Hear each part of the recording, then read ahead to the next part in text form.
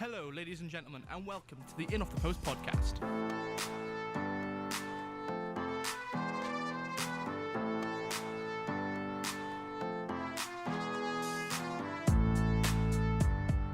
Coming up on today's show, Big Sam edges closer to Everton as Carlo Ancelotti found his new job. We give you an update to the Merthyr Town story we talked about last week and the top 5 free transfers ever. As usual, I'm your host, Daniel Bevan, once again with Ross Dawson. Hello, everyone. And Liam Thomas. What's up? And all that and more is coming up in the next hour and a half or so. But we start, as usual, with the results and roundup with Ross. Yeah, a big difference from last week. Last week we saw the Premier League come back from the international break with a bang. This week not so much. This week was not it was an exciting week for football, but it wasn't amazing by any stretch of the imagination, was it? Match of the day was really boring this week, wasn't it? What was the first game? I think the first game was the Watford-Newcastle game, I believe. Oh, that says a lot, doesn't it? First game on match of the day. Anyway, going into Friday night's result, of course, the only game on Friday night. West Ham 1, Leicester 1. Jamie Vardy assists for the Albrighton goal to open the scoring. Kouyaté equalises to secure a point for West Ham. It's a decent result for West Ham, really, given that Leicester are quite an informed team at the moment, I believe. Well, since Claude Puel's taken over, they've done really well. Yeah, well, Leicester have that tradition of doing well as soon as they've sacked the manager. And snakes, the lot of them. Exactly. So going into Saturday's games, where there was a fair whack of games. Swansea 0, Bournemouth 0. Not really much to talk about in this game apart from Boney's disallowed goal.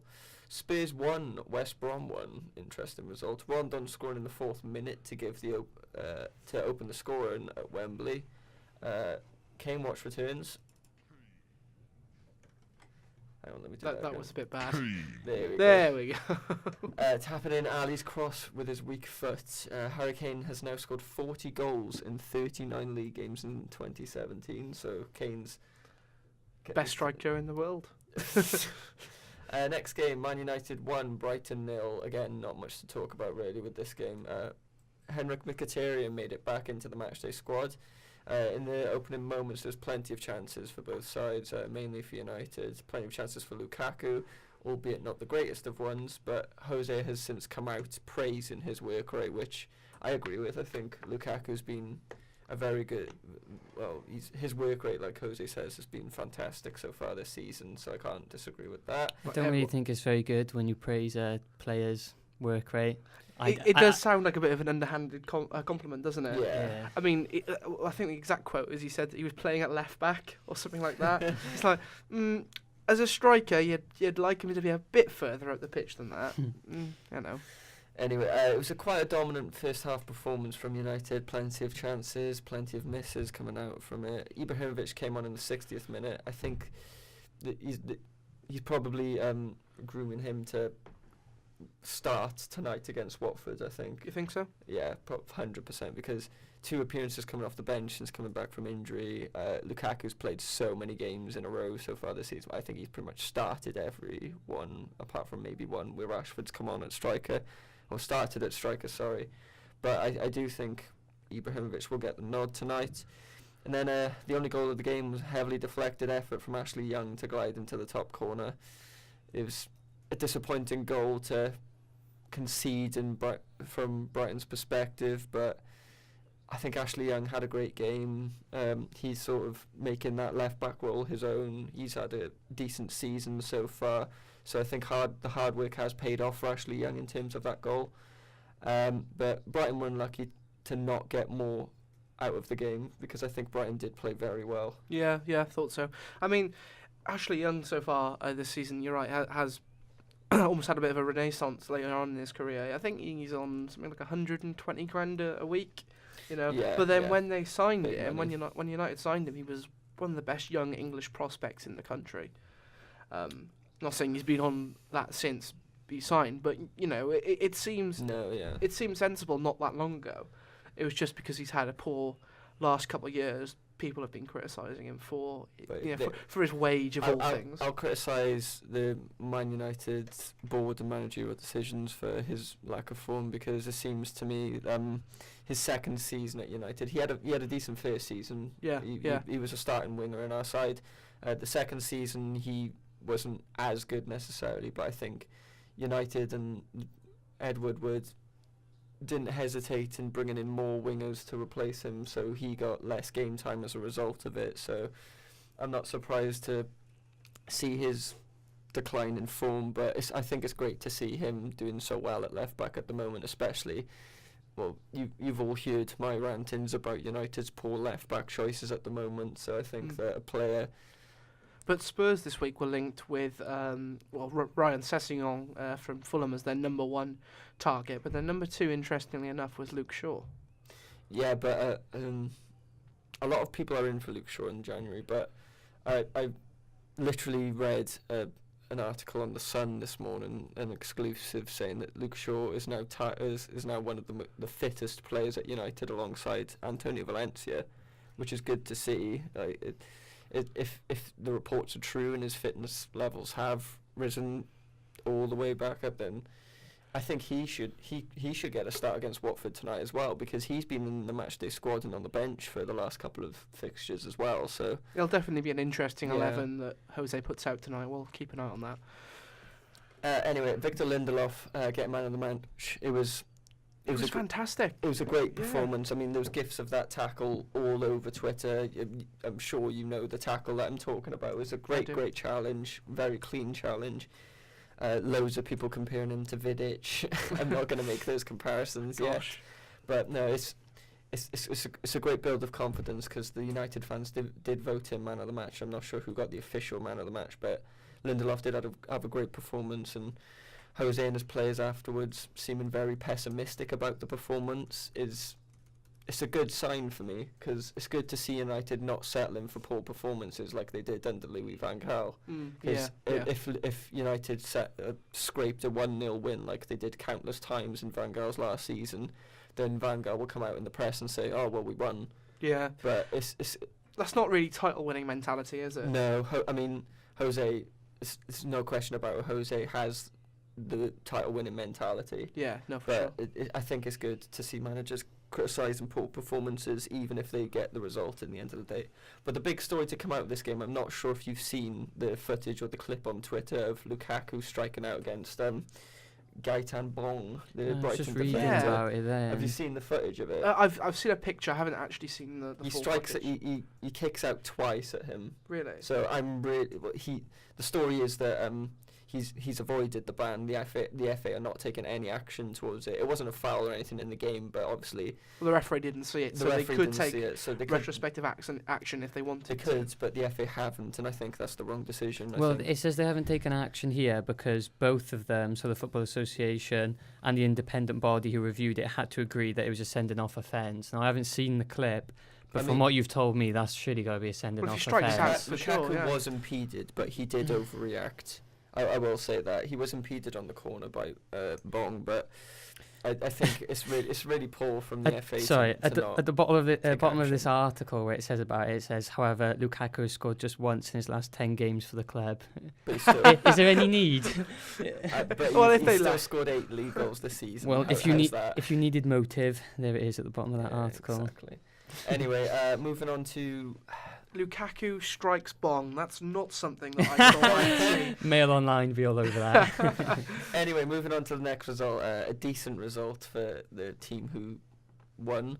Crystal Palace 2, Stoke 1. Really great result for Roy Hodgson's men, I believe. Palace were without a win in 4 games leading up to the match. And they were really happy about it as well. I saw the players and Hodgson, celebrating together. I thought that was really nice. Wayne Hennessy returned to the matchday squad, or the starting 11, should I say. Hesse Rodriguez not getting a start for Stoke.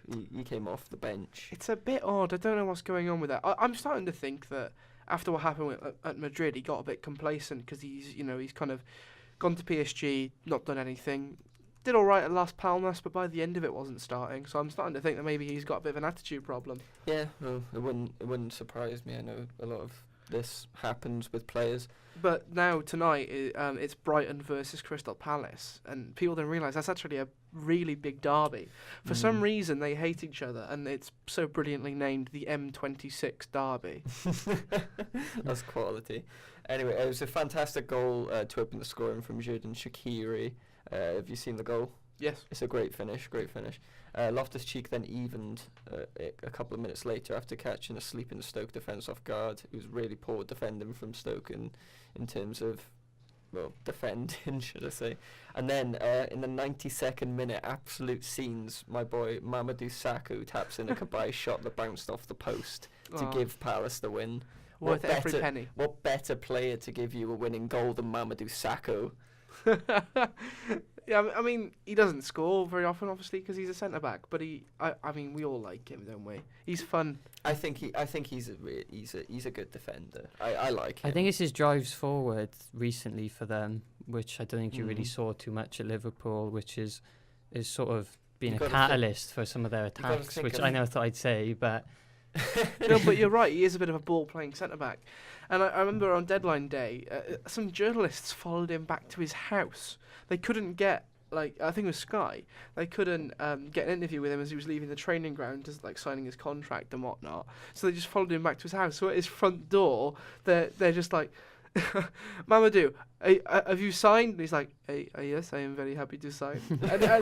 and he's so confused on why they're there or how they got there. It was brilliant. Anyway, the drive and determination to come back is something that Crystal Palace have definitely been lacking in the earlier games in the season. I think I'll apply this to another game later in later in this section, but what makes you succeed in a season is these results of grinding out results and just getting the points at the end of the day. And this is what Crystal Palace needs to do to stay up, because you all looked at me funny last week when I said that I think Crystal Palace could stay up.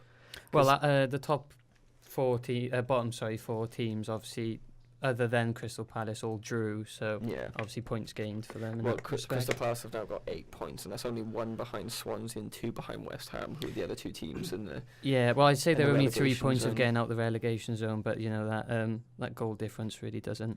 I'm just looking at the table now. West Brom are looking to apparently appoint Alan Pardew, and I think I saw those reports this morning. I think that would be a good appointment for the both of them. It's such an appointment. It's a very Premier League appointment, isn't it? It's like the stereotypical appointment of a team in this situation to appoint Pardew. I said it last week though that the best manager to get West Brom out of this kind of situation who's available is Tony Pulis, and they've just sacked Tony Pulis. But then, Everton are just in front of them, and we'll talk about their manager situation a bit later on in the show. I still don't see Everton going down. I don't think they'll do great, but I don't think they'll go down, or West Brom. And then the next above them is the Stoke and Newcastle, and they've been playing a bit better than relegation form. So I still see the bottom 3 as it is staying the way it is now at the end of the season. But who knows? I'd like to be proved wrong as long as Swansea go down. Well, Mark Hughes' job is certainly, if it wasn't under threat before, it definitely is now. Yeah. But nevertheless, it was a great comeback from Palace, but Stoke did really let it slip, I think. Anyway, next game, Newcastle 0, Watford 3. Another good result for one of the smaller teams that are prospering in the Premier League this season. This season, shall we say? Watford currently in 8th with 21 points. It was a great touch from Dwight Gale. There was a great touch in the opening moments of the game from Dwight Gale, but he failed to slot the cross away. I'm not sure if you saw that highlight match of the day. It was a great turn. Commentators did go mad for it, but Watford then broke on the counter, but Richarlison hit it wide. Will Hughes opened the scoring early on. It's 2 goals in 2 games for him. But DeAndre Yedlin own goal in the 46th minute. It's unlucky. It was unlucky for Newcastle because of the nature of the own goal, but it was a shocking performance from Yedlin on Saturday. Yeah, I wondered how he would, work in the Premier League, because he did all right in the Championship. He wasn't outstanding. His main asset is pace, and you only need to, watch him for 5 minutes, and you'll be able to tell that. I think he's struggled to adapt. He's not physical. Well, he was at Sunderland last season, wasn't he? I believe. So he has had one season in the Premier League. Is that true? I think so. Liam, will you get on that for us? I thought he was at He's definitely been Newcastle last year. No, he's definitely been at Sunderland. Okay. I I could be wrong. But I think that the Premier League is catching up with him now. We all know that you need more than pace to succeed in the Premier League. Yeah, but this comes after I thought he had a decent game against United. Are you looking to see if he was in the Premier League before? Yeah. Did you say? Well, just look at his club He history. was loaned from Spurs to Sunderland on September 2015, which obviously would mean that he had a loan spell in the Premier League before this. And how long has he been at Newcastle? Just this season? Last season, 2016, August 24th, he moved from Spurs to Newcastle for so he was at the $5 million. Yeah, okay. He was in the Championship last year then. But I mean, it's funny to me because he was kind of at fault for that goal against United, wasn't he? He was, yeah. Yeah. So although he had a good game, he did the one thing defenders shouldn't do, and that's give away a goal. He's done the exact same thing this week as well against Watford. Yeah. But anyway, our boy Richarlison getting an assist. The cross for Andre Gray, who's tapping, who's again really poor defending from Newcastle. Yedlin didn't track back, and I'm not sure if you saw the analysis after the game on Match of the Day, but it was really poor defensive positioning from Newcastle as well. Mm-hmm. They were in like a square, and there was no one in the space on the right hand side of the pitch. But it was really, really, really poor defending from Newcastle. Yeah. But anyway, a fall from grace from Newcastle, so to speak. 4 consecutive losses now. Oh really? Yeah. Didn't know that. Okay. Well, it was only a couple of weeks ago that we were talking about Newcastle and their expectations of potentially cracking top 10, top 7, because they had a good run of form at the beginning of the season. They were playing good football as well. But this result comes after news that Marco Silva has outright refused negotiations with Everton. This that makes me happy because yeah, you can see that Marco Silva. Well, it is his first season at Watford, but he's been doing such great things for Watford. He did okay at Hull City, even though they did go down. I think if he had been appointed earlier on at Hull, they would have stayed up. Yeah, and probably. The rumours are that Everton offered £20 million in compensation to Watford. That would obviously make that the highest compensation paid for any manager ever, beating Everton's record for Ronald Koeman, which was £7 million. Anyway, there's something really reminiscent to me about the Marco Silva and how well he's doing at Watford as to what Pochettino's been doing at Spurs for the last couple of seasons. Mm-hmm. I think that you can definitely draw parallels between the two, and I think Marco Silva could be the next Pochettino. Lord knows what he could achieve if he was to manage a bigger club. I would be a bit frightened, to be honest with you. I honestly would. If Pochettino did move to Barcelona like he was linked with, I mean, he actually, in fairness to him, said that he never would. But if he did, I think Marco Silva would be the obvious choice. Oh yeah, I'd agree. Take with over. That. Or even if Everton weren't being at such poor form, imagine what he could lead Everton to achieve. If that Everton team was having a good run of form and they were performing to what they should be, I think he could have led Everton to that level. We'll get on to Liverpool in a second and the Jurgen Klopp scenario there, but if Liverpool do decide to offload Klopp if he doesn't achieve what they want him to, I think even Marco Silva could be a great scoop for Liverpool. I think he'd be a great fit for them. Yeah, for sure. He can't. If you look at his record, he's never really got any of his teams to stop leaking goals. I don't really think Liverpool would be... Marco Silva? Yeah, would be the team for that, to be honest. I mean, Watford definitely a fair point. They have got a positive goal difference this season, which is good. They do. It's only +1 though, I believe, isn't it? Yeah, that's right. But yeah, I suppose where they are is sort of fitting. He's managed to get the best out of the players that he's got. I mean, you've got Richarlison, who's the obvious culprit. You've got Andre Gray, who obviously transferred from Burnley in the summer. You've got Doucouré as well. You've got this.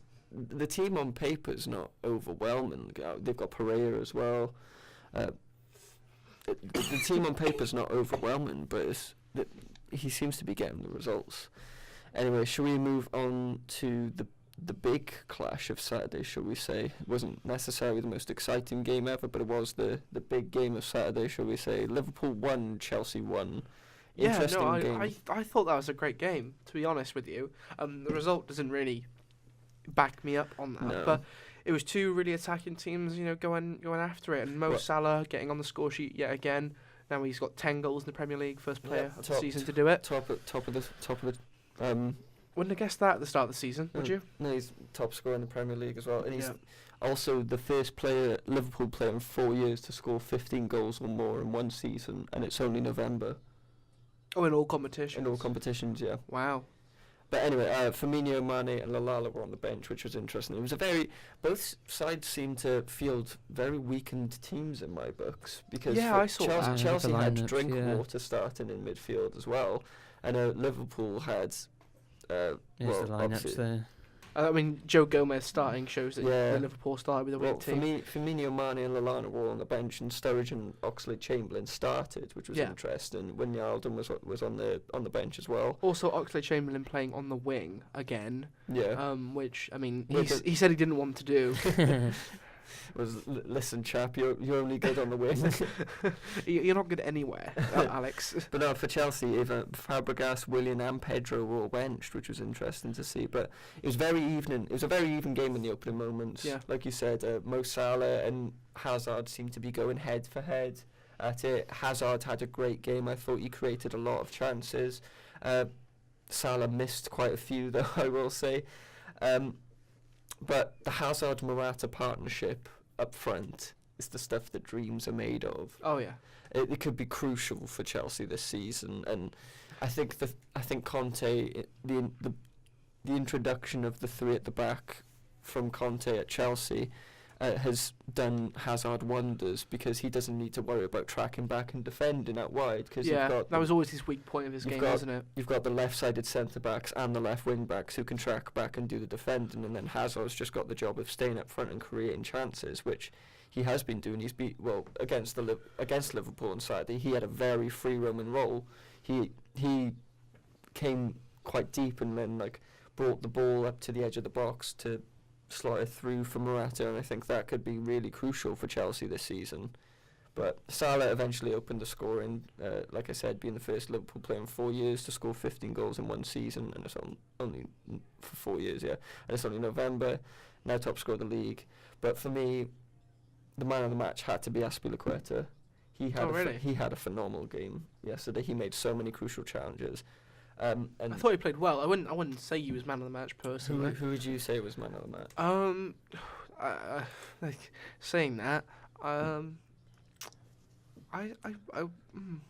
like I said, you've really tested me there. I want to give a good answer. I honestly probably Hazard. Hazard did play very well. Hazard was amazing. I mean, Mo Salah was good, but he was wasteful. He did have 2 chances that he didn't put away. That's been the case a lot this season, though. He's had so many chances, and he's missed a lot of chances. But I was watching the game with my dad, and he doesn't really. I mean, he doesn't watch Match of the Day or anything like that. No. And Mo Salah missed a chance, and he was like, oh, and again, my dad was just ranting about how awful he is. I said, well, he scored 9 goals this season, and he's Liverpool's top goal scorer and the Premier League top goal scorer. And he was like, yeah, but he should have at least double that, the number of chances he's missed. Like, he makes a good point. Yeah, he's not wrong. Yeah. Anyway, Willian levelled it in the 85th minute. Sorry, I can't speak today. Was it a cross or was it a goal? What do you think? Well, he thinks it was a shot, but I think it was a cross. Oh, was it a cross or a shot? Yeah, sorry. I think it was a shot. It was definitely a fantastic goal to look at. Mm-hmm. I thought the ball had gone well over the crossbar. Next thing you know, the net's bulging. But I thought Mignolet should have done better. Oh yeah, it really puzzled me to see Mignolet start for Liverpool, because I thought Karius had a great game in the week before against Sevilla. He made a couple of really good saves against Sevilla in the Champions League. Even though they bottled the 3-0 lead. Oh yeah, that was such a big ball. But that wasn't his fault. Every goal was Roberto Moreno's fault. All of them. Yeah. So I can't really. I think looking back at the replay of the Willian goal, he does seem to look up at the top corner, because he can see Mignolet not in position. But anyway, Well, I'm not questioning Williams' ability, because I know he's more than capable of banging in screamers for Chelsea. But they say that if you want to, put a deep cross in, you should try and do it so that it's on target. Yeah. So that if everyone misses it, it's a goal. Yeah. So maybe there was a bit of that to it, but he was definitely trying to find Morata's head. Definitely. Yeah, for sure. But anyway, fun fact: this is going to be the big stat that I'm going to pull out for this podcast. Looking forward to it. After that draw, Liverpool are now closer on points to the relegation zone than they are to Man City. Oh wow! Yeah, so is that underperforming in terms of Jurgen Klopp and what he's done, or is that overperforming in terms of what Man City are doing? Because I mean, 1-1 against Chelsea, despite it being at home, is a decent result. I mean, I honestly do think that it's probably Man City overperforming. We've said it before that United haven't been bad this season. It's just Man City have been so good. They've had the best start to any Premier League season ever. They've dropped 2 points. They're playing so well. They've only been. This was a good stat that was thrown around. They've only been down, losing this season, 57 minutes.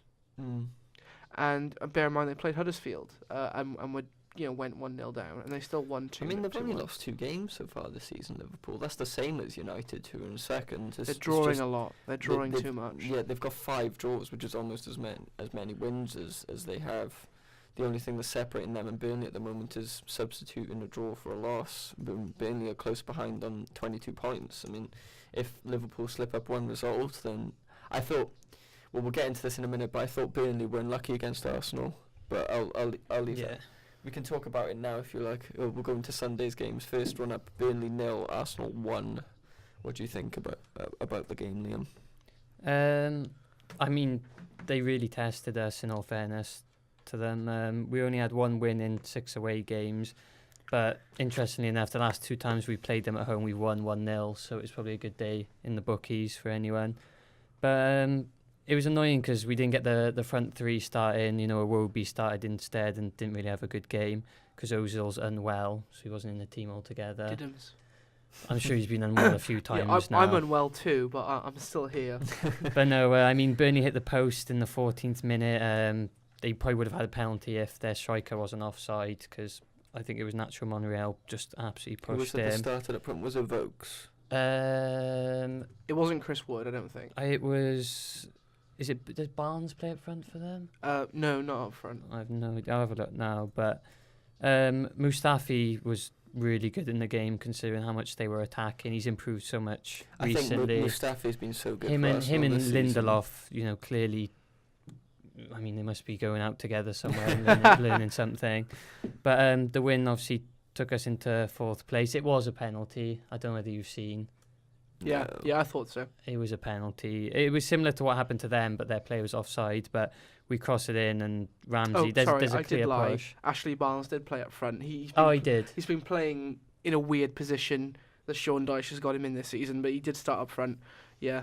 But it was a really lacklustre first half for us, which we've seen a few times this season. The stats here from the difference between the first and second half are pretty mad. I mean, possession jumped from 55% in the first half to 71% in the second.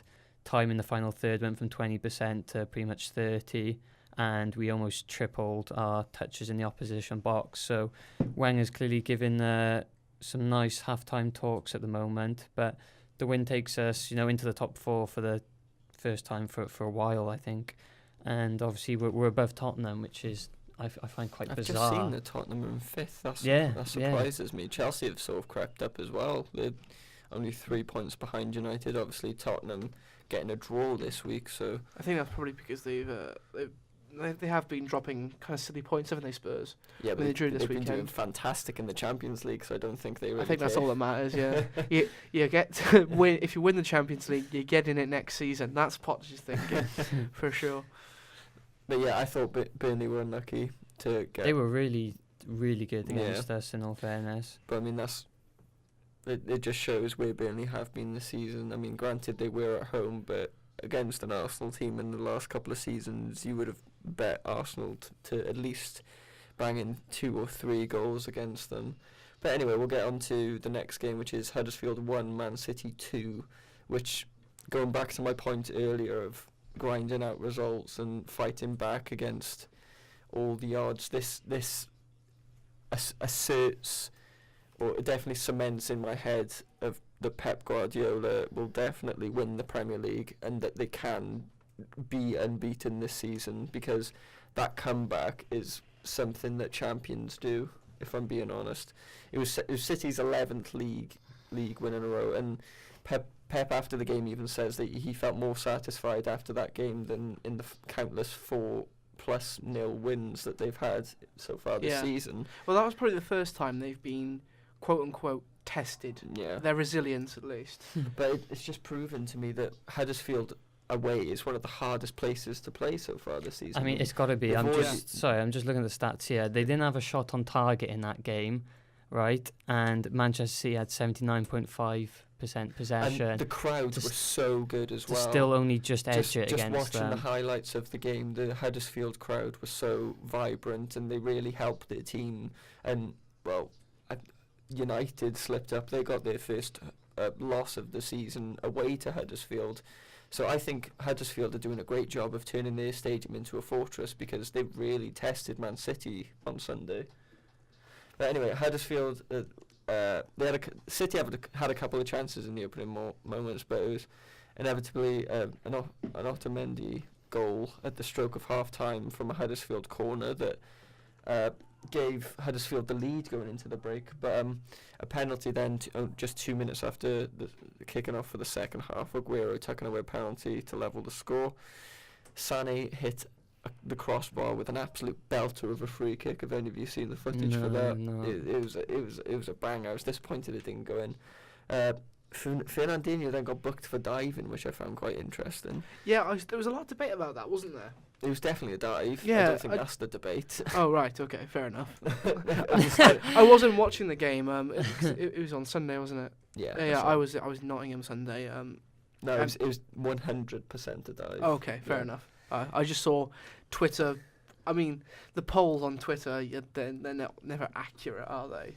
Unless there are polls. Follow us on Twitter at IOTPblog if you want to vote in our polls. But anyway, Sterling slotted home a scrappy goal in the 84th minute to give City the lead, much to the pleasure of all the players and Pep.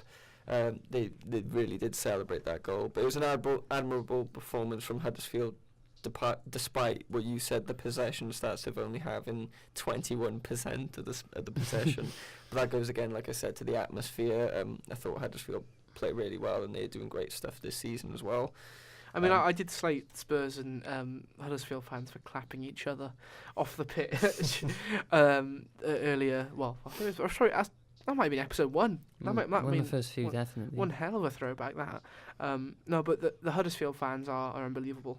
They're really good. But anyway, Sterling is now on 8 league goals, which is quite interesting. More than Gabriel Jesus, and just 1 behind Aguero, I believe. So he's now level with Lukaku as well. So he is joint 3rd goal scorer in the league so far. And I remember, I think it was on Match of the Day 2, where Martin Keown, was reviewing footage from City's pre-season tournament of Pep giving Sterling one-to-one coaching on. Oh, I've seen that. Yeah. And it's clearly worked, because Sterling is a completely new player. Yeah. And I think City are so glad to have kept on to him now, despite the rumours at the end of the summer of the Sanchez swap deal and all stuff like that. I think City might have come on the better end of it. There was a lot of rumours.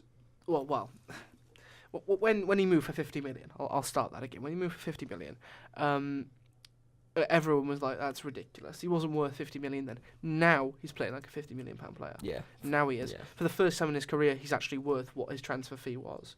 And Pep Guardiola is 100% the causation of that. He's been revitalised under Pep, and at the moment, you're right. Sterling is probably, gonna be. I think didn't Pep Guardiola say that he has potential to become world class? Yeah. And would you agree? after what I've seen so far this season, but like I say, that's only been like 3 months, so I can't make a statement. Yeah. If he does this continuing into the end of the season and he ends up with like 15, 16 goals and 10 assists or whatever, then I'll say yeah. He's Well, he's had a world-class season at that point, doesn't he? Yeah, so yeah, exactly. You can't really complain. No, I never really had much against Raheem Sterling. I always thought his agent didn't really help him, which obviously he left a year and a half ago now, I think. And since then, he's really kicked on. But if there's one thing that Pep knows how to deal with, it's wingers who can finish. I think we'll put it that way. But Kingsley Coman. Anyway, final game of Sunday and the final game of the weekend. Big result. Southampton winning at home to Everton 4-1. Can you sack a caretaker manager? Because I think at the moment that's what the Everton board are Googling. Well, there's an article, talks on going with a few managers, and that's from Unsworth himself. So clearly he's in charge now of he's just replacing himself. His desire of being the future Everton manager that he had a couple of weeks ago is just after his first game, which he lost, they were like, he said, I want to manage this football club. Now he's like, maybe somebody else should do it. Maybe somebody else He's probably had a look himself. But anyway, I thought Cedric Alexander had a quality game. He really did have some great moments. Wait, Cedric, the right back? Yeah. His last name's Alexander? I think so. Can you fact check that for me, Liam? I thought it was like Suarez. Like, not Suarez. Oh, Suarez. I have no idea. I might have absolutely butchered that. I know the Portuguese naming structure is odd. It's odd. What position is he? Right back.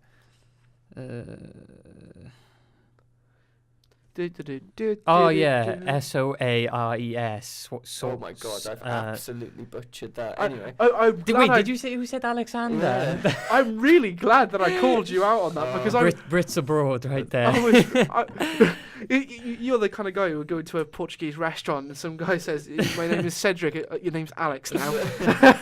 I don't know how you pronounce it. But anyway, I'll try and recover now. So, decent Tadic scored from a Ryan Bertrand cross. It was a great goal. Ryan Bertrand, my boy, one of the most underrated players in the Premier League, I believe, getting an assist. But the Gylfi Sigurdsson screamer to level the score was quite the finish. At that point of the game, it was obviously to level the score, so it was 1-1, which, if you look at it from Everton's perspective, that could have really turned their game around, but spoiler alert, it didn't.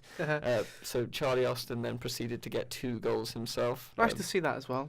Nice to see that. I really rate Charlie Austin. I thought even how poor QPR were in their final season in the Premier League, I thought Charlie Austin had a good season. Yeah, and then he was like held captive there for a season in the Championship. And then he eventually moved to Southampton, but he hasn't got as much game time as I think he deserves. But Everton just crumbled, and it was a magnificent 4th goal though in the 87th minute from Stephen Davis. It was a great build-up play for that, but Everton really did crumble that game, and that's the difference between Man City and Everton, should we say? Oh wow! It's hot takes on the In Off the Post podcast, boys. You know what? I'm gonna say it now, lads. Everton are not as good of a team as Manchester City. I know you're gonna feel really hard done by there. I'm sorry, Evertonians, but it's true. Gylfi Sigurdsson is not as good as Kevin De Bruyne. Triggering enabled. This will lead us into our main discussion for this week, and that's the Sam Allardyce rumours to Everton. So Everton have just crashed out of the Europa League as well after a winless campaign, leading to ultimately a 5-1 beating by Atalanta last Thursday. I've got to say this. Andreas Cornelius, a man who I have waited 3 years and 4 months to finally score his first goal in English football, and it was playing for Atalanta against Everton in the Europa League. Why couldn't you do it for Cardiff? And people were saying, oh no, but his first goal was actually against Accrington Stanley in a friendly. No, that's not true. Friendlies don't count, and he did his ACL in that game as well. So that doesn't really count. But anyway, Atalanta inevitably scored 3 goals in the last 15 minutes to just really put the nail in the coffin for Everton in that game. So poor Everton. Anyway, yesterday, Tuesday, is it? No. Monday the 27th of November, sorry, I can get my dates middled. I'm having an absolute mare this week, boys, I'm sorry. But Everton according to Sky, Everton had reopened talks with Sam Allardyce about becoming their next permanent manager. Allardyce had been involved with talks 2 weeks ago after Ronald Koeman was sacked, but an agreement could not be reached, which led to Everton trying to lure Marco Silva to Merseyside. But now, apparently, Everton are back in talks to get Sam Allardyce as their next permanent manager. And would you think it would be a good acquisition for Everton? I mean, I can't see why not. At the moment, they're fully in a relegation battle, and Sam Allardyce does relegation battles like no other. Trying to see if Unsworth is even in charge for tomorrow's game, because it says on this article that they're unsure whether he will be. And anyway, I don't think it'll be a good acquisition for Everton. I mean, in terms of short term, yeah, for sure, because he could probably. Oh, I'm not saying he's going to bring him back to the Europa League spots. No. Well, I mean, he did okay things at West Ham, but I'm just looking at his last 4 managerial jobs now. You've got Crystal Palace, the England national team, Sunderland, and West Ham. Interestingly enough, he had a 100% win record for England. Oh, greatest English manager of all time. Because he managed 1 game. Yes. Anyway, but no, I think. Just quickly, do you think he was hard done by? The England stuff. Well, I mean, I'm not going to get into that debate, but okay. I think if your name is tainted in any way and you're in a big role, a big influential role, then something needs to be done. Okay. But anyway, but I think, like you said, Sam Allardyce is great for getting teams out of the relegation zone and helping them to avoid relegation. But is that real? I mean, of course it's what Everton want at the moment, but surely you think of the names that they've been trying to contact to replace Unsworth or replace Koeman. You've got Marco Silva, who's been great. You've got Ancelotti, who I'm sure they've tried to contact. But Sam Allardyce, that's such a cop-out. It's a really unambitious, appointment, and I get that. But I'm fully talking in the short term, and especially since both Thomas Tuchel and Ancelotti have said that they wouldn't want to manage a team until the end of the season or until next year, because they got a full pre-season. I'm just thinking, give it to someone short term like Sam Allardyce, who will 100% keep you up, shore up your defence. Who knows? Maybe it'll do someone like Keane a good job. Ashley Williams won't learn much, but he's certainly in shaky form, and that would change. Yeah. That would change under Allardyce. And then give it to if you can bribe them enough, Ancelotti or Tuchel, because at the moment they wouldn't touch the Everton job, I don't think. Oh no, 100%. Unless they're really up to a challenge. Thomas Tuchel at the moment is still the best manager who isn't in a job at the moment. How is he not being linked with anybody? It's crazy. You think he's better than Ancelotti? I do. Oh, interesting.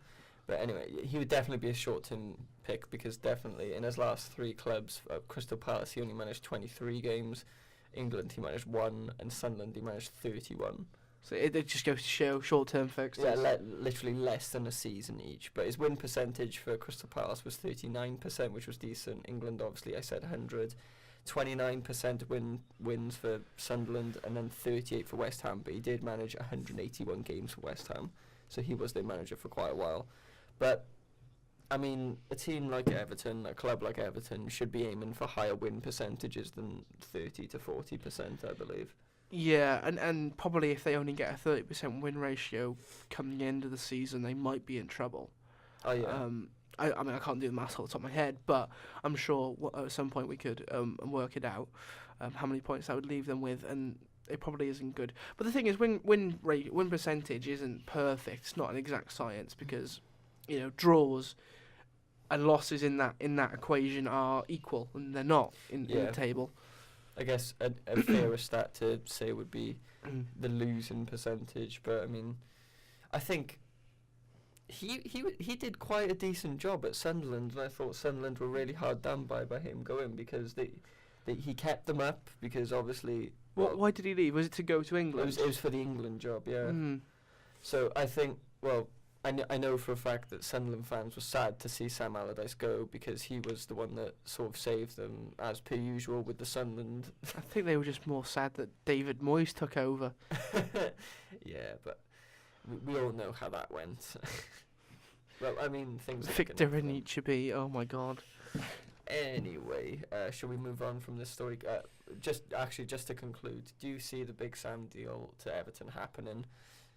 Yeah, I can see it happening. How many points you need to stay up in a season? There's normally a rough number, isn't there? About 40. 40 is a good number. I think, according to my maths, if they had a 30% win ratio, it would only leave them with 36 points, I believe, with the 25 remaining games. Okay. If I'm working my maths out right, he's got like just under 24% like win ratio, maybe. Right. 13 games, 3 wins so far this season for Everton. So that's a win percentage of just under 25%, I believe. I would say that's probably about 21, 22 win percentage. Anyway. Either way, like no quick maths. 2 + 2 is 4.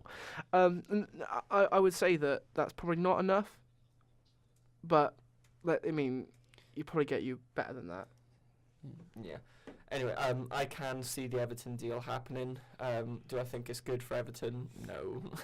No, I don't. But in the short term, if he only signed a 6-month contract. Yeah, I guess. But, I mean, would you think that Sam Allardyce would be better at saving Everton from relegation than, say, a Carlo Ancelotti? I mean, granted, Ancelotti's probably never been in that situation. I was just going to say that he's never been in a relegation battle and he's never been in a Premier League relegation battle, and they're harder than any other league. So I would actually say yes. Okay, fair enough. That's a debate for another time, I'm sure. The story will develop as we record. I think by next week we might actually have an answer. Hopefully, anyway. I mean, for the sake of Everton fans, hopefully they have a permanent manager by next week. How many games has Unsworth got now? I think it's 6 or 7, isn't it? Oh, it's a fair whack, yeah. That's a lot. They took long enough to sack Koeman as well. So. I mean, Craig Shakespeare was there for a long time, but we all knew he'd get the permanent manager job. We all knew that was going to happen eventually. Craig Shakespeare? Do you mean Leicester? Yeah. Were you talking about I was talking about Leicester. Oh, okay. No, so what I mean is we all knew that his caretaker job lasted until the end of the season. Yeah. But it wasn't initially going to be that, but then we all knew eventually that it would be. The point I'm making is that we don't normally see many long-term caretaker managers. No, we don't. Anyway, we'll go into the next story. That concludes the big results roundup and the Everton Big Sam chat over the weekend. But I think before we go into our next topic, Liam's got a little video for us that you've been working on, haven't you? Yeah, we'll go to the numbers game quickly, and then I'm going to leave these two guys with a question, and while they're trying to figure it out, have a little clip that myself and Donald worked on. Hopefully you'll enjoy it. So on to the numbers game. I think you'll enjoy it today. I loved it last week. I loved it because I got it right. Yeah.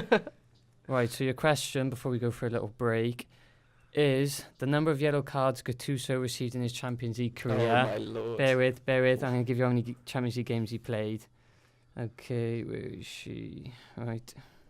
Okay, he played 78 games. So that means he's got 80 yellow cards. So he played 78 games, right? And it's that plus Saudi Arabia's current World Cup ranking. Don't look. Okay. I don't know. Okay. Oh, can I? How many clubs are in the World Cup at the moment? Oh. World Cup ranking or world ranking? It just says World Cup ranking. Okay. No. There's 32 in the World Cup. Okay. Okay. It must be world ranking. I've got the figure in my head, so it'll be world ranking. Okay, so that's like out of 202. Yes, yeah. Okay, and this should equal PSG's current passing accuracy, which is the highest in the world at the moment. Okay. All right, so we're gonna leave them with that. And okay. Yeah. All right, we'll have a natter about that whilst. Anyway, enjoy this. Enjoy the clip that Liam and Donald I know together. we did when we watched it. So we'll see you in a bit. Welcome to some behind-the-scenes footage of the In Off the Post podcast. Today we're recording a clip for what should be our new intro, where I'm going to try and hit the post, and then the ball should go in. Hopefully it should take a while so we get some outtakes, but knowing our luck, I'll probably hit it first time.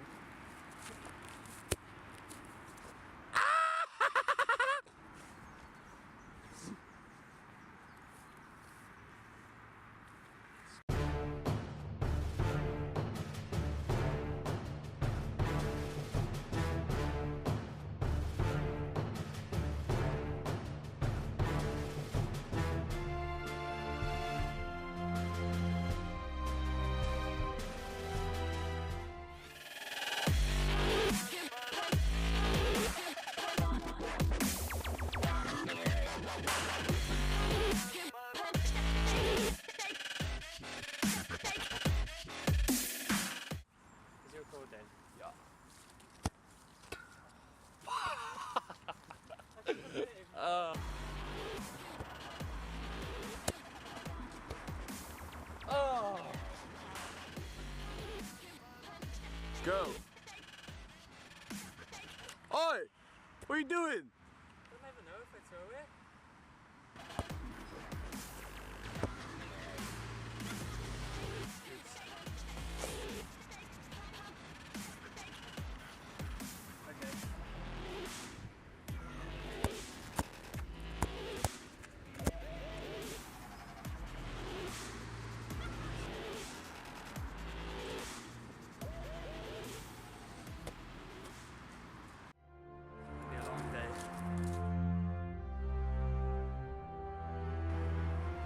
Too late to leave the podcast.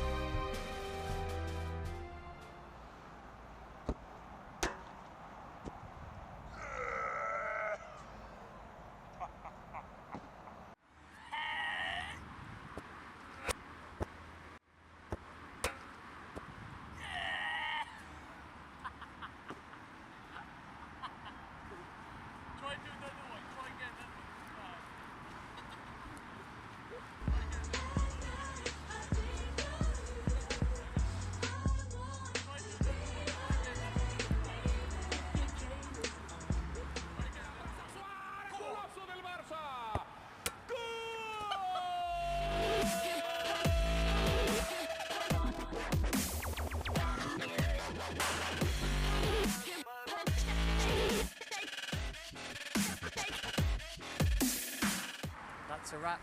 Back to the studio.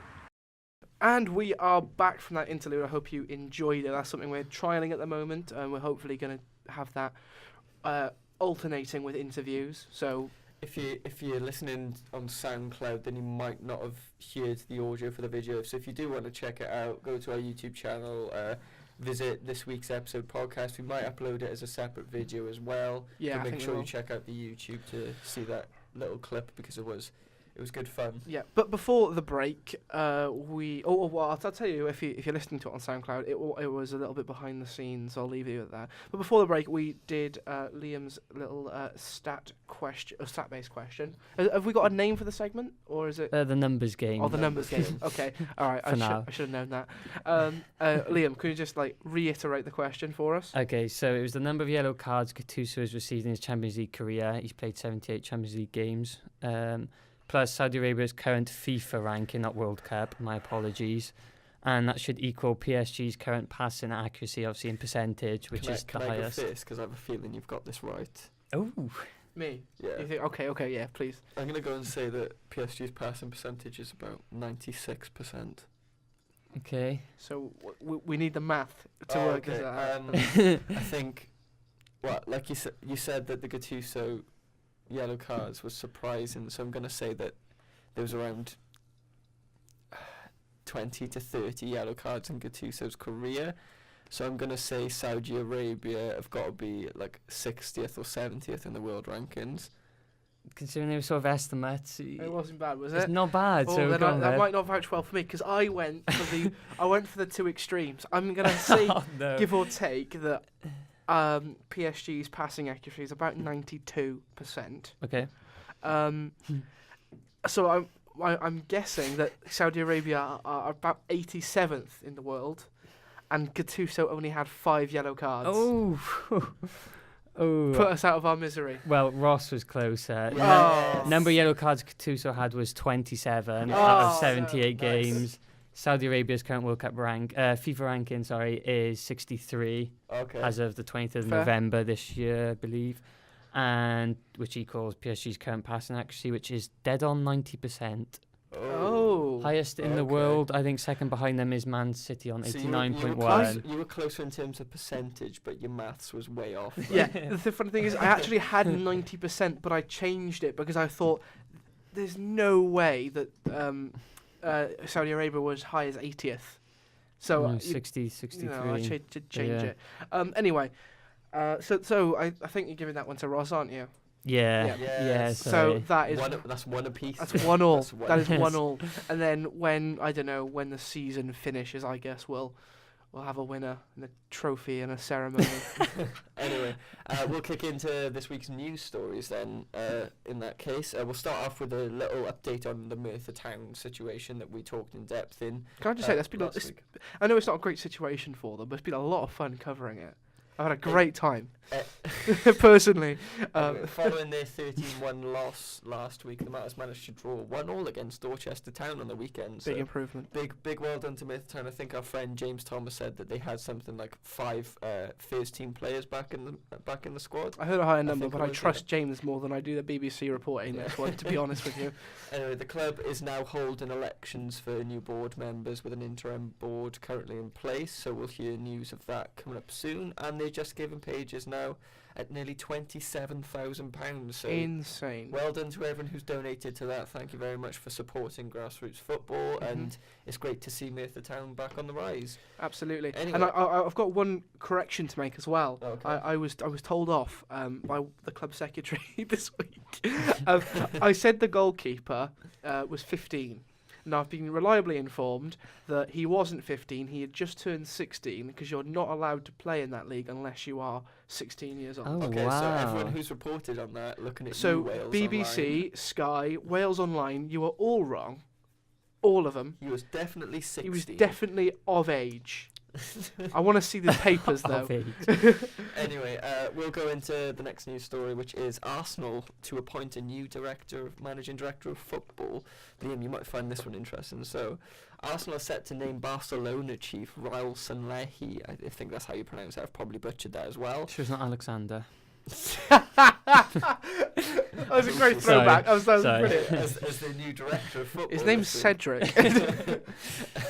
Obviously, earlier this month, Arsenal raided Borussia Dortmund of the head of recruitment, Sven Mislintat. We'll just call him Alex.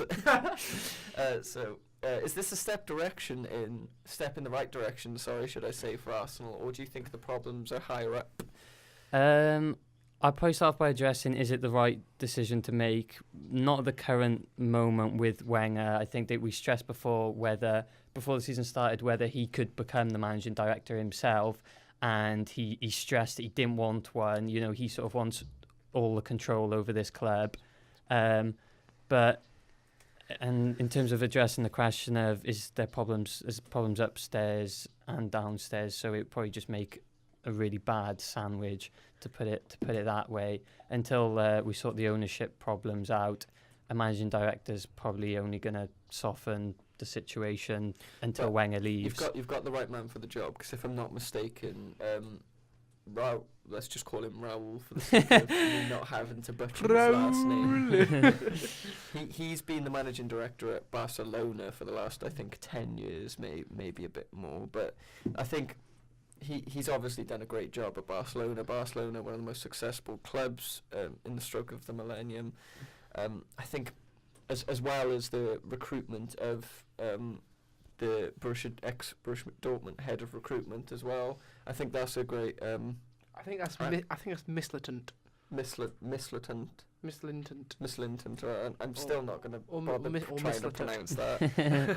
I need phonetics, boys. Come on, give me phonetics. Phonetics. No, in terms of actually appointing a managing director, because hopefully we'll appoint him, it'll make it probably less of a sort of a wrong decision, especially at this time of the season. But I mean, it's good to have a new head of recruitment. Well, not a new head of recruitment, the new head of recruitment that you have now, because he's obviously recruited well for Dortmund over the last couple of years. I'm not sure if it. I don't know. I'm not sure if it's going to be scouting networks or Well, when I It's saw so confusing, it the roles. reported, because head of recruitment's a very vague term. It could just Yeah, mean the head there's of, so many the role people names. who hire the caretakers or the kit washers or something like that. But well, anyway. when I saw him being announced, I think there was the Mail Online called him the chief scout. Okay, that's a great scoop for them. Yeah, for sure. You look at the cops that they've got over the last few years. Pulisic, Ousmane Dembele, all sorts. Gundogan. But even in the Bundesliga, they've just taken the best young talent. I mean, maybe not last year, but they still got that Philip Maximilian, who's played really, really well, or Maximilian Philip, whatever. And they didn't go with the obvious choice, which was Serge Gnabry. No, true. Who was my favourite player in that position at Arsenal when we got rid of him, unfortunately. But to quote Arsenal Fan TV, which we all love to do, they want Wenger out, they want Kroenke out, they want them all out. We do. And it was funny because he could. Is she mad? I love that clip because he couldn't name more than one person on the board, and 2 of them are called Kroenke. There we are. Anyway, next story, which is one of the biggest ones. Carlo Ancelotti is apparently rumoured to take over Saudi Arabia for the 2018 World Cup in Russia. That came out of nowhere, didn't it? It did, and to be fair, I've only seen 2 outlets reporting on it, and it's The Sun and Fox Sports. So it was according to an outlet named premiumsporthd.it. It looks like a website that I'd probably watch a stream on. Yeah, it does, but I mean they must. That's what I watched Mayweather Pacquiao on. They must be a well-regarded news outlet for The Sun to source them. Anyway, so anyway, apparently they're prepared to pay Ancelotti an unrefusable amount to lead the side into Russia. This could come as a little short-term deal, maybe just to fill the void until next summer, where he could take over another team. But this comes roughly 1 week after reports that Ancelotti would refuse to take over the Italy national team unless there's been a major restructure to their board. But the Italian FA, or the president of the Italian FA, Carlo Tavecchio, resigned last Monday and has advised his advisory board to follow. That's hard to say. I know. I'm sorry. Incredible. But so I like how you got it. I tried my best. It's not my best of days today, but still. So either Italy is starting to restructure them. So it's obviously coming after Italy failed to reach the World Cup. So Ancelotti, I think he has long-term ambitions to manage Italy and to restructure that team. But can you see him managing Saudi Arabia in Russia? No. No. He'd sooner go to West Brom than he would Saudi Arabia, honestly. Well, how much do you think they'd have to pay him for him to take the job then? A lot of money. Well, come on, give me a figure, yeah. A lot of money. Well, for just now until the end of, shall we say, say it's about a 10-month contract. Ancelotti would have to go Jovino on this. I want a yacht, a private island with its own beach, a new house, a helicopter. You can just picture him parachuting into the first game in Russia. But no, let's just say that Saudi Arabia definitely has money that they can throw at him. If maybe put in the contract, throw money at him. They've got to at least get twice a week someone to throw dollar bills at him. His tracksuit as a manager will be made out of dollar bills. But anyway, I think there's a lyric in a song that I can't remember which one. It's I want a suit made out of gold. Surely that's armour. Anyway, I thought I'd just include that little fun story. I know we say that we're not going to cover many laughable transfer rumours, but I thought that could be interesting.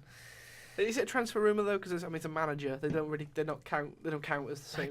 I guess so, but it's a fun topic to cover nevertheless. Because if we do eventually see Ancelotti managing Saudi Arabia and we've all been proved wrong, then I guess joke's on us.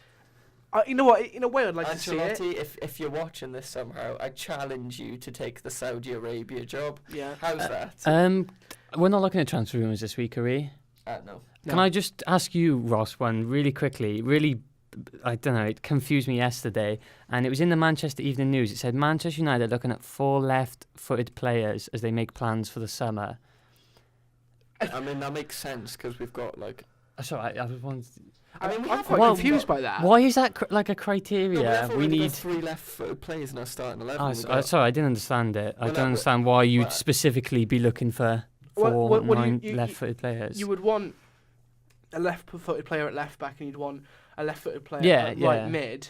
if you want them to shoot, or on a left mid if you want them to cross. I mean, But it's not necessarily, well, you're left-footed, I'm not going to buy you now. who It's a weird are the one. names that were thrown in as the left Just foot got players? rid of I it, but imagine- it was I Bale, imagine Griezmann. is one of them, Griezmann. yeah. Oh, I can't remember the other ones I just saw, but Oh, yeah, well, I just thought it was odd. Is We'll sign it 4 left-footed wingers. How's that? Yeah, good scouting. Is it not like just maybe a coincidence they're all left-footed and they're all just like world beaters who are going to be touted as the new number 7? Yeah, and have maybe. been linked to Manchester United for the last 15 seasons, Yeah. shall we say? I mean, just think of any left-footed player. All right, Messi, Wesley Schneider. Wesley Sneijder's right third. Oh, is he? Yeah. Oh, well, he isn't now. Kevin De Bruyne, because he's both-footed. That'd make one great scouting call. What's that? He's left foot, right? Yes, yeah, we'll have him. I mean, what kind of scout has to just turn on Match of the Day? Oh, he looks good. Get him. He plays for our rivals. No, let's get him. He must be amazing because he plays with both feet. I was about to say, does he have a left foot? Yes, we'll have him. Well, and a right, This left sign him up. and a right one. I just thought I'd ask. So Alex Ferguson bursts through the door. No, he's left-footed. I'm not surprised to see any of those names linked to United. I've seen that apparently United have already triggered Griezmann's £85 million release clause. So Already, apparently. Oh, So God. we'll get into transfer rumours closer to January. So keep an eye out. I'm sure we'll have our own dedicated section for that. That would be quite fun. How fun would it be to do Won't be fun for me. a transfer like podcast on New Year's Day? Yeah, that'd be fun. That'd be really fun. Well, not because apparently Arsene Wenger doesn't want to let Sanchez and Ozil go in Indeed, January yeah, now, I so know, that's a bit of good news for you. But anyway, No, is Okay, it? well, Is I was going to Is say it? I would probably sell them. Yeah. oh, you'd rather To whom? sell. To whom is the question? I would okay. definitely sell them, but to whom? Well, no, I've you seen say whom? I've seen so many. Is that Why did you say that? to whom? No, it's correct. Which is Oh. why I was shocked. Oh, I don't know. It's You like- don't- I'm going way off topic and way off football, but it was like when To whom? I said Basel, and the estate agent just looked at me. Basel? Yeah, It's I don't know. Basil. I I was really- like, no, I that's, he's a really don't know. fox. But no, Do you have an issue with me saying issue? It's schedule, not schedule. Quote Becky. Oh gosh. Anyway, shall we get into this week's top 5? Top 5. Yes. So this week we are discussing the top 5 free transfers ever. This was quite a fun list to put together in my eyes. I enjoyed it. I've got 7 honourable mentions. 7 Seven honourable mention. mentions. When you said 7, I thought you were like overall. I've done 8 overall. Oh no, I've done 12 players who I think have been great That's not free bad. transfers. So That's I'm not just overkill gonna at all. list off my honourable Oh, mentions. I think we quickly. should it's slightly restructured. Liam hasn't got a top 5 this week, has he? Liam, you are going to tell us if we're right or we're wrong, aren't you? Yeah, but on my my huge amount of knowledge of football as an Arsenal fan, I will try and judge whose list I think is I've maybe got more up to, one name up to that'll date. please you, I'm sure. Oh, Oh, nice. I've got one as well. Oh, actually, so no, he's in my honourable Okay, mentions. Maybe. anyway. he's probably in mine then. Okay, so I'm going to list off my honourable mentions. Juventus come up a lot in this list, including the honourable mentions. I'll just throw that out there. So we've got Sami Khedira to Juventus in 2015, I believe it was. Dani Alves from Barca to Juve last season, or We could even 2 have him, seasons ago. Juve to PSG this year. Yeah, you potentially. could. And then I've got to throw an oddball at you, Demba Ba to Newcastle in 2011. Did you just go onto the Mail Online or whatever and just go copy, paste, copy, paste, copy, No, paste? No, it was actually the Telegraph, I think it was, where Denver Bars in. I had a quick look online. I was like, I'll try and throw some names to rival you guys, but you have to click 20 times to get to the number 1 spot. So all I ended up did was just staring at Denver Bar's face. All these are from the Dome, I promise, and I've your gain only- is unbelievably I've- high right now. I've only included him because I thought he had a great season, like in 2011, 2012 for Newcastle. Honestly, all these were off the Dome. I obviously then researched them afterwards, but honestly, I didn't look a single listicle. That's okay because I looked at a lot for research in this. We did the two extremes. Next one I'm going to say is JJ Okocha to Bolton. That was a free transfer. When was that? 1990. 2001, 2002. Was it as late as that? I would have said 99. Yeah, and then I've got Michael Ballack to Chelsea in 2006. Okay, that's interesting. I mean, from that, he joined from Bayern Leverkusen. The year before, Bayern Leverkusen had come run up in the Bundesliga, lost the cup final, lost the Champions League final. He wasn't winning anything with them. That was quite funny. No, and then my last one, which didn't make it to my list, you might be surprised, is Zlatan Ibrahimovic to United in 2016. Oh, really? That didn't make my list. 2002 Wow. It was JJ Okocha. Okay. Okay. Cool. Well, I've got 3 honourable mentions. Luckily for me, you only mentioned one of them, which was Sami Khedira to Juventus in 2015. Number 6 I had, if I was going to do a top 10, was Sol Campbell from Spurs to Arsenal. Thank you. In 2001, obviously became part of the Invincibles. And number 8 was Steve McManaman. Now, he features so far down my list because obviously this is way before my time. 1999, he did that move. It was from Liverpool to Real Madrid. Okay. Yeah. Another one. But I was born in 99, so I couldn't have known. But from second mention my dad's getting on the podcast. From talking to him about him, this was a while ago, he honestly thought that he was probably one of the best midfielders in the world. And at the time, there was a massive fuss kicked up over it. The only reason he's not on my list is because I haven't, like you say, I wasn't old enough to watch McManaman back in the day. I only know him because of his punditry on BT Sport. So he hasn't exactly got a great legacy amongst millennials. I don't know. If I'd seen him play, I probably would have put him higher, potentially. But what position did he play, if you don't mind? He was a centre mid. Oh, okay, yeah. So his stats sort of similar to Iniesta, who was in the... He never scored a lot of goals, but he ran unbelievably. Yeah. I'm sure he got in the team of the year once. I'm sure. I That could be wrong. Anyway, number 5. Should we kick it off? Do you want me to start? Or yeah, you go first. My number 5 is Andrea Pirlo. To Juve in 2011. Yeah, it's the same one as me. Yes! Yes! Same so number, left out. Have you got some stats? Because I didn't think this one needed much explaining. He made 2... Well, I'll take it chronologically. So he arrived from AC Milan after being out for 4 months and struggling to get back into the squad as the coach at the time, Massimiliano, adopted a new system, so he was sort of gradually fading out of the squad. He made 284 appearances for Milan over 10 years, scoring 32 goals and winning 9 trophies. During his time at Juventus, however, Pirlo made 164 appearances for the club, while scoring 19 goals and assisting 38 along the way. He won 4 Serie A titles with Juventus and helped them reach the Champions League final in 2015. But I think Gigi Buffon came out around the time. He outlined his reaction to the news that Pirlo was going to sign for them, and he said it's got to be the signing of the decade or the signing of the century. I'm sure someone else, and I can't get the exact quote, said that when Pirlo signed for Juventus, he realised God existed. Yeah. I mean, it was quite funny, and he is so God highly is real. I think that's the quote. Oh well, there we are. It's so. Very much considered one of the best Italian players ever. One of the best midfielders ever. You watch him play, and he was so unique, and he just played so coolly. And this is during his Juventus days as well. Should we not talk about his prime for AC Milan as well? But he was ousted from Inter Milan when he was, I think, 24-ish, and they thought that he'd passed his best. Then he went to their rivals, did amazingly well, and then thought, he's passed his best again, and then did it even better at Juventus, and won his most successful part of his career was probably at Juventus, although he did win this good. In terms of scale and time, because he won 9 trophies at Milan, but I don't think he's won. I found it. Please. It was Juve keeper Buffon, funny enough. When he found out he was joining Juventus, he said, when Andrea told me that he was joining us, the first thing I thought was, God exists. Oh, wow. So, between the two of us, me and Ross got the quote dead on.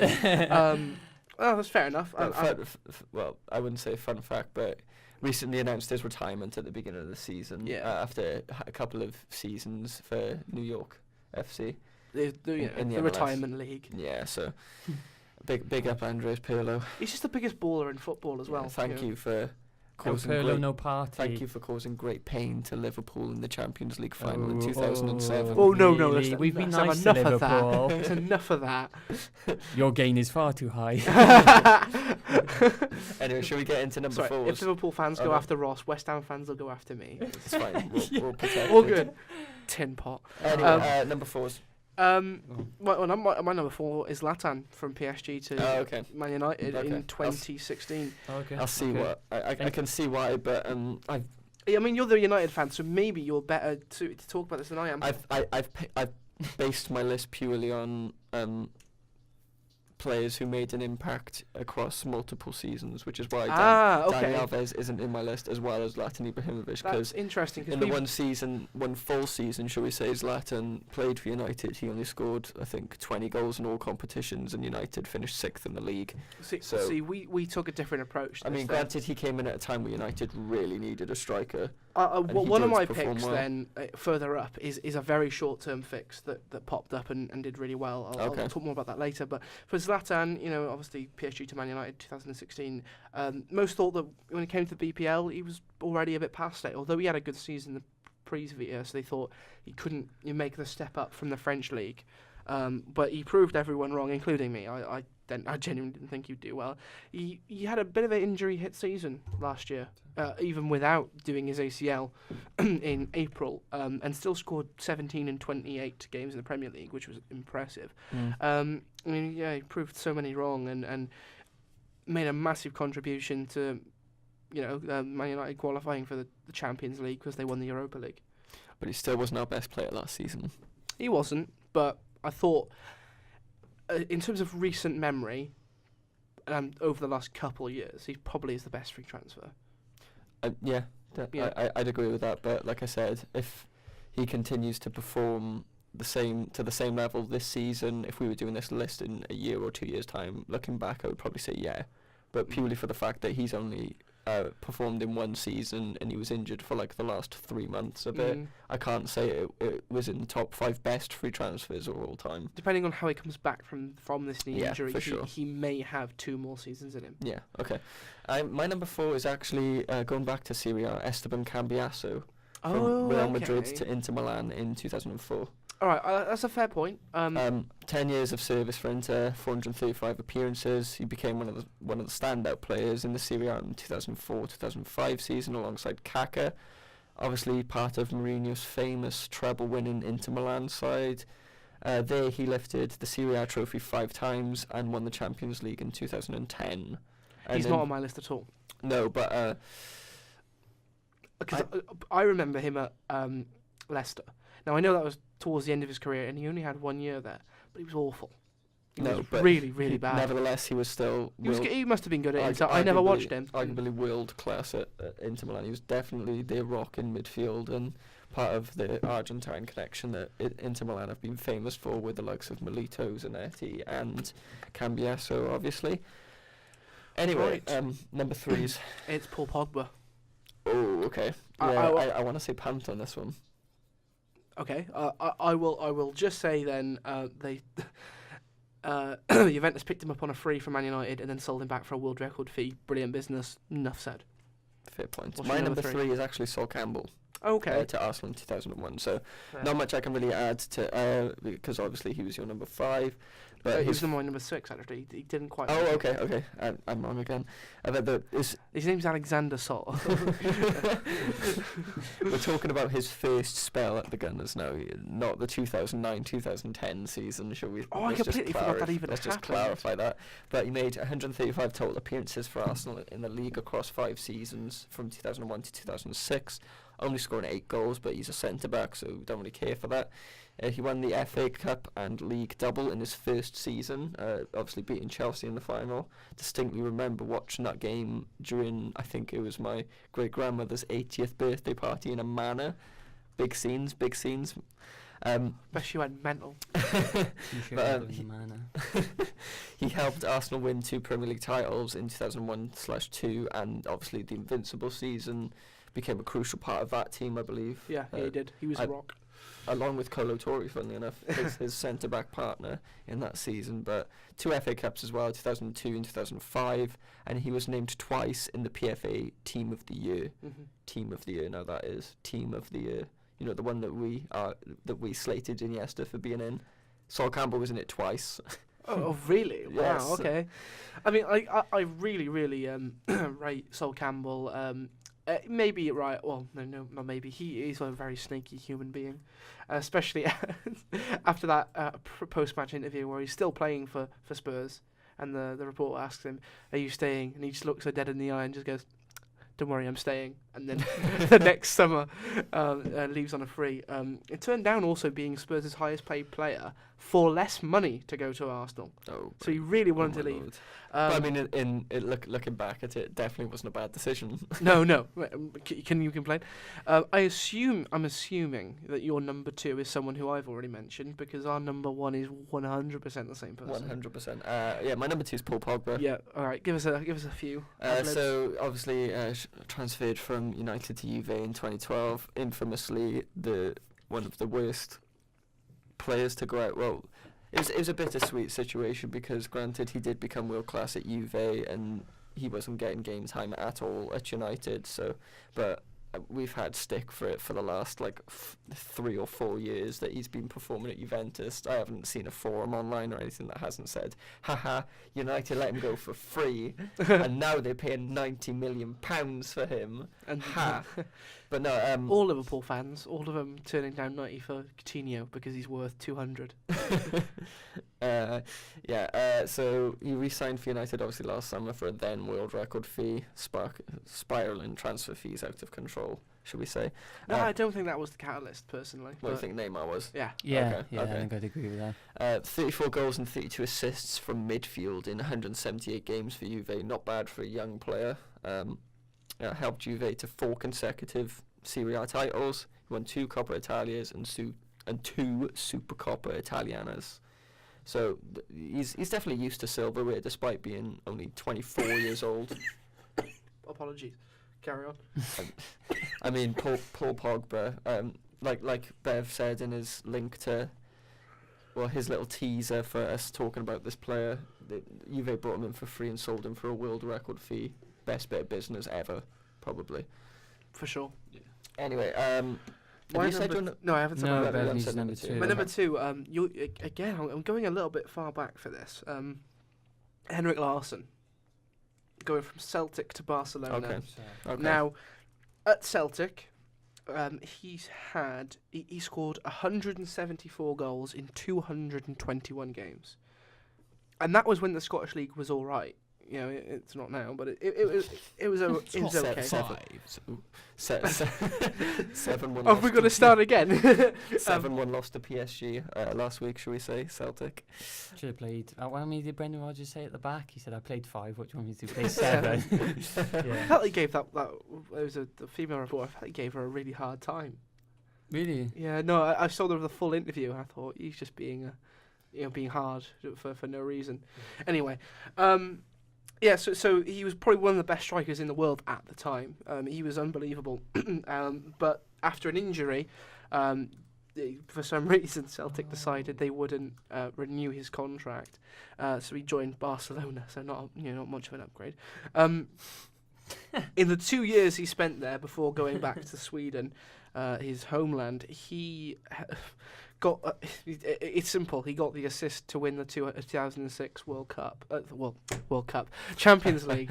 Yeah, Sweden won the World Cup in 2006. No, 2006 Champions League. It was actually Henrik Larsson that headbutted Materazzi, not Zinedine Zidane. Oh, I mean, I think probably at that time Henrik Larsson had dreadlocks, so you would get headbutted and then also get smacked in the back of the head by those massive dreadlocks. Anyway,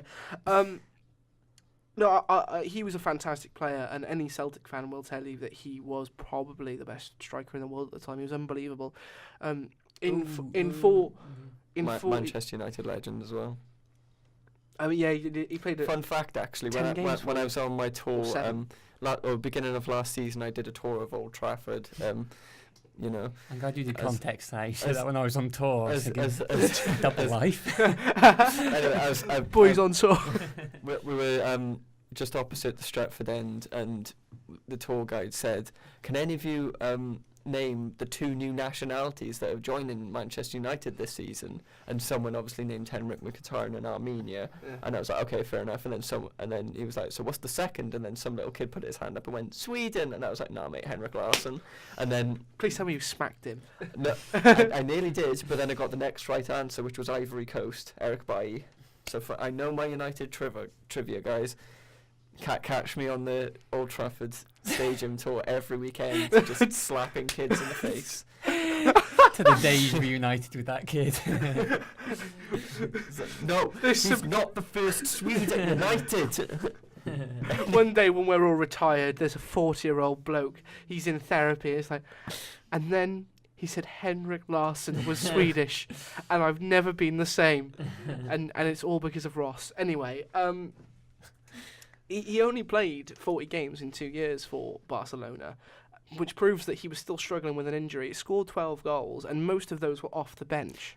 Just a quick inquiry. The injury you're talking about is the leg break. Yes. Yeah. Yeah, but he really struggled to get back. I think he did.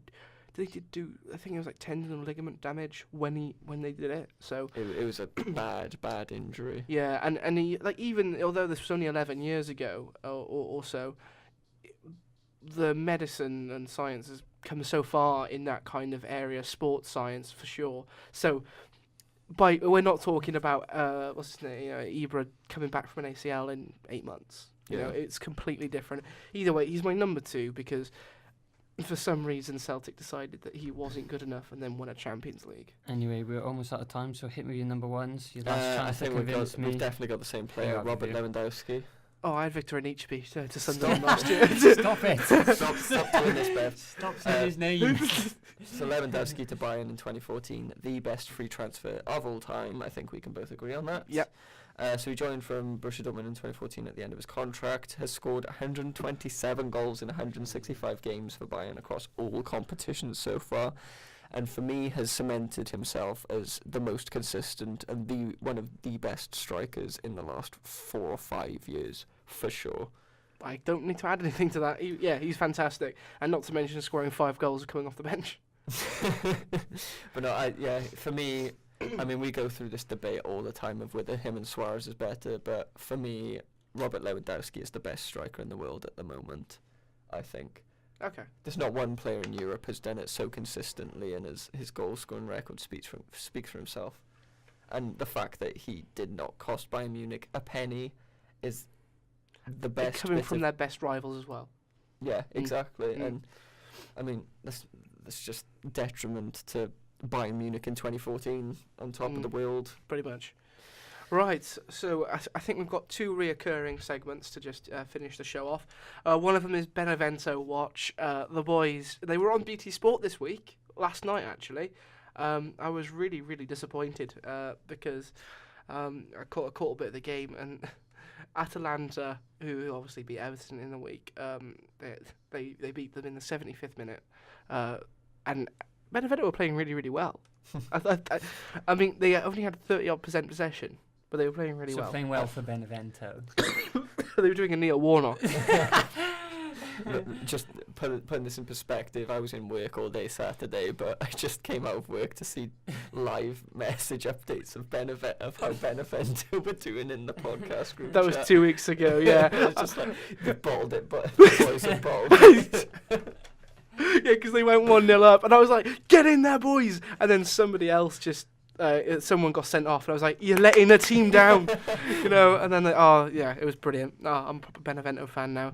Anyway, it's the football funnies, and I've got my phone here. What was the Benevento watch? Oh, they lost 1-0. Oh, there we go. Yeah. So I think that's 14 losses from 14. They'll get there eventually.